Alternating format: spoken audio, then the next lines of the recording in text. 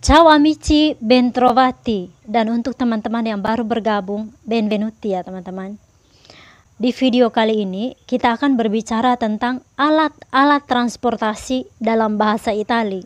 Dan jadi dalam bahasa Italinya disebut dengan i mezzi di trasporto. Jadi kita mulai dengan sepeda. Sepeda dalam bahasa Itali disebut dengan la bicicletta. Jadi untuk kalimat sederhananya kita harus langsung buat. Hari ini kami pergi ke gunung dengan sepeda. Jadi dalam bahasa Italinya, oggi andiamo in montagna con la bicicletta. Yang berikut, motor atau sepeda motor. Dalam bahasa Itali disebut dengan il motociclo. Jadi contoh kalimatnya seperti ini ya teman-teman. Suami saya pergi ke kantor dengan motor atau dengan sepeda motor. Dalam bahasa Italinya, mio marito va in ufficio con il motociclo. Berikutnya teman-teman, kereta gantung. Kereta gantung dalam bahasa Itali disebut dengan la funivia. Jadi contoh kalimatnya, anak-anak naik ke gunung dengan kereta gantung.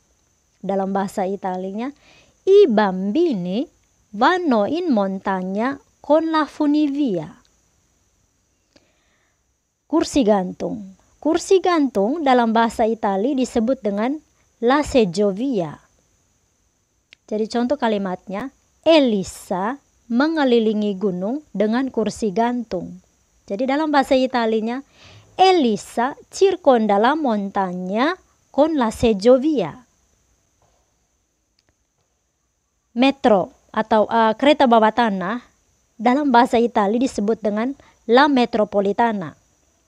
Jadi contoh kalimatnya seperti ini. Marco pergi ke universitas dengan kereta bawah tanah.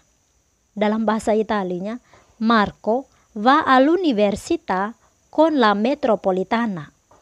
Berikutnya pullman. Tapi sebelumnya saya harus jelaskan, pullman dalam bahasa Indonesia disebut dengan satu kata yaitu bis. Tetapi dalam bahasa Itali, untuk orang Itali, pullman dengan bis itu beda ya teman-teman. Pullman itu tuh adalah alat transportasi atau bis yang kita biasa gunakan ketika turun dari pesawat. Kita mau pergi ke ruang bagasi. Jadi kita naik pullman. Pullman itu tuh ada yang duduk, ada yang berdiri. Nah, begitu juga di Italia disebut dengan pullman. Tetapi bis adalah alat transportasi misalnya dari Jogja ke Jakarta mungkin ya. Jogja ke Jakarta atau Jogja ke Surabaya, bis-bis besar gitu ya teman-teman. Jadi kita buat contoh dengan alat transportasi bis. Ini yang dimaksud saya adalah pullman. Dalam bahasa Italia disebut dengan il pullman. Saya pergi ke pasar naik bis. Dalam bahasa Italia disebut dengan io vado al mercato con il pullman. Alat transportasi berikutnya itu pesawat terbang. Pesawat terbang dalam bahasa Italinya disebut dengan l'aereo.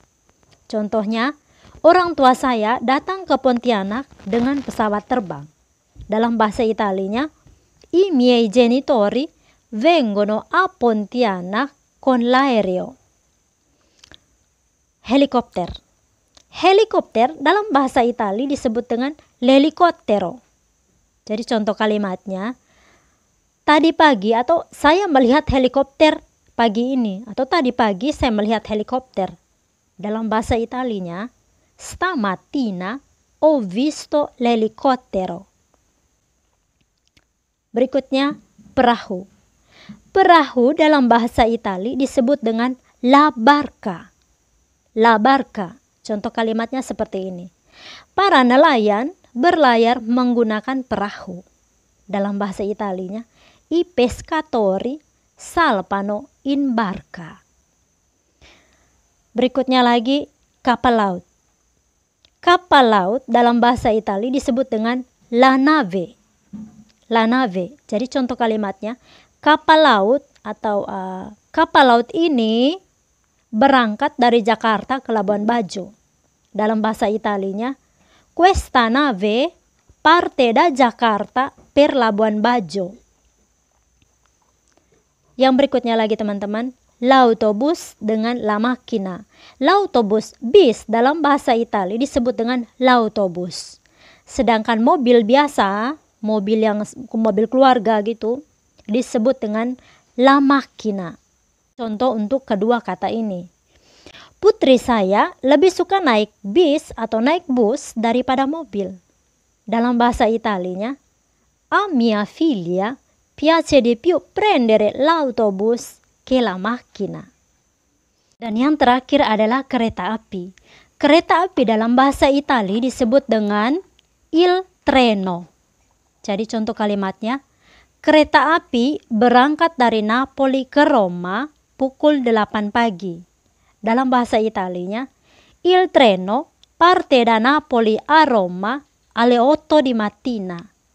Jadi itu teman-teman nama-nama alat transportasi dalam bahasa Italia beserta contoh-contoh sederhana. Jika teman-teman ada pertanyaan, tolong tulis di kolom komentar.